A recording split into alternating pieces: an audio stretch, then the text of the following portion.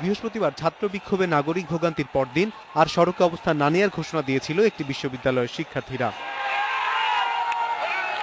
কিন্তু সপ্তাহের প্রথম কার্যদিবসের সকালেই একে একে সড়কে অবস্থান নিতে শুরু করে শিক্ষার্থীরা। বন্ধ হয়ে যায় যান চলাচল।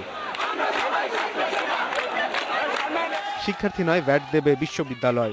এনবিআরের এই ব্যাখ্যার পরও শিক্ষার্থীদের আন্দোলনে নামার কারণ অর্থমন্ত্রীর দুই ধরনের বক্তব্য। ছাত্ররা বলছেন, সরকার যাই বলুক না কেন, ঘুরে ফিরে তাদের উপরে চাপানো হবে বাড়তি খরচ।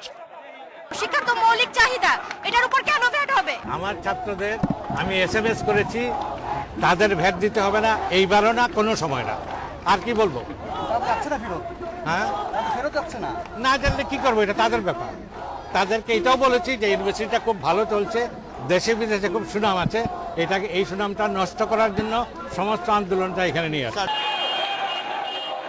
রামপুরা ব্রিজ ও মেরুল বাড্ডার মধ্যবর্তী সড়কে অবস্থান নেয় ইস্ট ওয়েস্ট ইউনিভার্সিটির শিক্ষার্থীরা।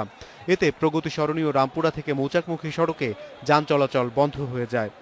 আবদুল্লাপুর ও হাউস বিল্ডিংয়ে রাস্তায় নামে অন্তত ৬টি বিশ্ববিদ্যালয়ের শিক্ষার্থীরা।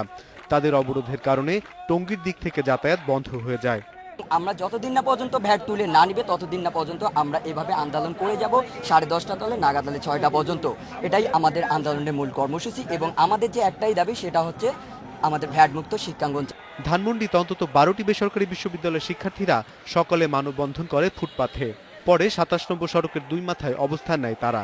এতে 7 মসজিদ ও মিরপুর রোডে যান চলাচল বন্ধ হয়ে যায়। পাবলিক সেফটি, সিকিউরিটি, পাবলিক এগুলো নিয়ে তো আমরা কাজ করে যাচ্ছি সবসময়, তাই না?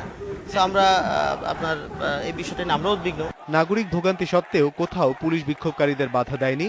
ছাত্ররা যান চলাচলে বাধা দিলেও তেমন বিশৃঙ্খলা দেখা যায়নি। অনিমেষ কর, ইন্ডিপেন্ডেন্ট নিউজ, ঢাকা।